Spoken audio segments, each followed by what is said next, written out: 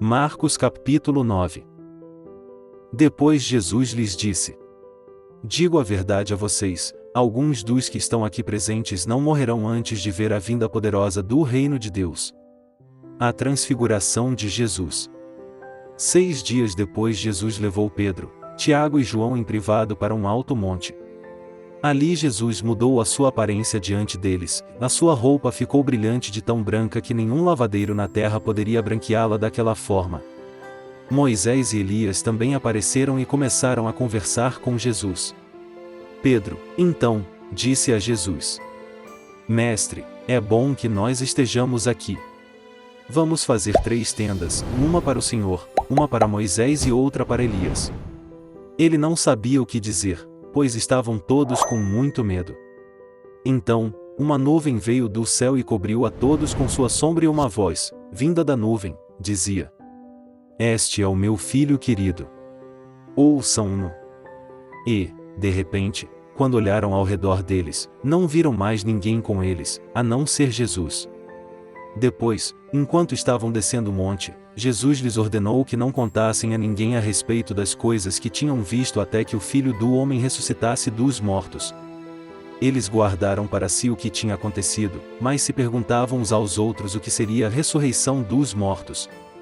E lhe fizeram esta pergunta: Por que é que os professores da lei dizem que Elias deve vir primeiro? E Jesus lhes respondeu: É verdade que Elias virá primeiro para colocar todas as coisas em ordem. Mas então, por que está escrito que o Filho do Homem tem que sofrer muito e ser desprezado? Eu lhes digo que Elias já veio e que já fizeram com ele tudo o que quiseram, exatamente como está escrito a seu respeito. Jesus cura um rapaz possuído por um demônio. Quando chegaram perto do lugar onde os outros discípulos estavam, viram uma grande multidão ao redor deles. Viram também que os professores da lei estavam discutindo com eles. Assim que as pessoas da multidão o viram, ficaram surpresas e correram para cumprimentá-lo. Ele então lhes perguntou: O que vocês estão discutindo com eles?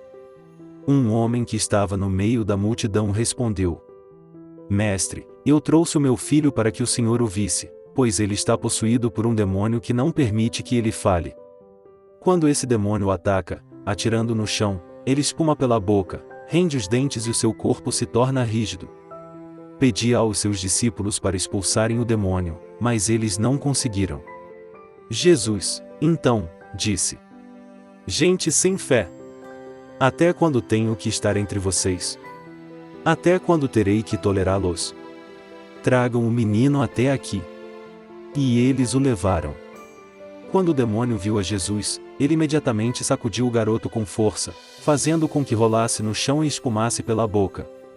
Jesus perguntou ao pai do rapaz: Há quanto tempo o garoto está assim? E ele respondeu: Desde criança. Muitas vezes esse demônio o atira no fogo ou na água para matá-lo. Se o Senhor puder fazer alguma coisa, tenha compaixão de nós e ajude-nos. Jesus lhe disse: Você disse, se o Senhor puder. Tudo é possível para quem tem fé. E imediatamente o pai do rapaz gritou, dizendo: Eu tenho fé. Ajude-me a ter mais fé. Quando Jesus viu que uma multidão estava se juntando rapidamente ao redor deles, repreendeu o demônio e lhe disse: Eu ordeno, demônio surdo e mudo, que saia deste menino e nunca mais entre nele. O demônio, então, gritando, sacudiu o rapaz com violentas convulsões e saiu dele, deixando-o como morto. A maioria das pessoas dizia que o rapaz tinha morrido. Mas Jesus o pegou pela mão, ajudou-o a se levantar e ele ficou de pé. Depois que Jesus chegou a casa, seus discípulos lhe perguntaram em particular: Por que nós não conseguimos expulsar aquele demônio? E Jesus lhes respondeu: Esse tipo somente pode ser expulso por meio da oração. Jesus fala de sua morte pela segunda vez. Jesus e seus discípulos saíram dali e viajaram através da região da Galileia. Jesus não queria que ninguém soubesse onde eles estavam, pois queria ensinar os seus discípulos. E lhes disse: O Filho do Homem está prestes a ser entregue nas mãos dos homens. eles o matarão, mas ele ressuscitará depois de 3 dias. Os discípulos não entenderam o que Jesus estava dizendo, mas ficaram com medo de perguntar: quem é o mais importante de todos? Depois foram para a cidade de Cafarnaum. Logo que chegaram em casa, Jesus lhes perguntou: o que é que vocês estavam discutindo no caminho? Eles, porém, não responderam nada, pois durante a viagem tinham discutido a respeito de qual deles seria o mais importante de todos. Então, sentando-se, ele chamou os 12 e disse: se alguém quiser ser o primeiro, deve ser o último e deve servir a todos. Depois, pegou uma criança e a colocou no meio deles. A seguir, abraçou-a e lhes disse: qualquer pessoa que receber uma criança em meu nome, recebe a mim, e quem me recebe, não recebe somente a mim, mas também aquele que me enviou. Quem não está contra nós está a nosso favor. João lhe disse: mestre, vimos um homem expulsando demônios em teu nome, mas nós o proibimos porque ele não é do nosso grupo. Mas Jesus explicou: não o proíbam, pois não há ninguém que faça um milagre em meu nome e logo a seguir possa falar mal de mim. Pois, quem não está contra nós, está a nosso favor. Digo a verdade a vocês, se alguém lhes der um copo de água por vocês pertencerem a Cristo, com toda a certeza receberá a sua recompensa.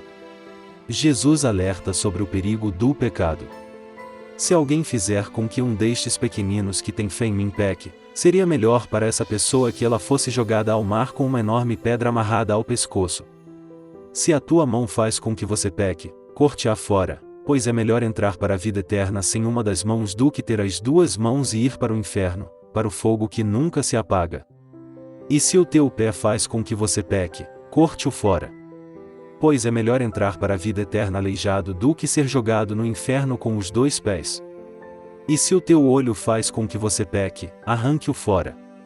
Pois é melhor entrar no reino de Deus somente com um olho do que, tendo os 2, ser jogado no inferno, onde os vermes nunca morrem e o fogo nunca se apaga. Todos serão castigados com fogo. O sal é bom, mas se perder o seu sabor, como é possível restaurar esse sabor? Desenvolvam boas qualidades em vocês mesmos e vivam em paz uns com os outros. Você está ouvindo a versão fácil de ler. Uma versão fácil de ouvir. A fé vem pelo ouvir a palavra de Cristo. Vamos ler a Bíblia juntos e crescer na fé.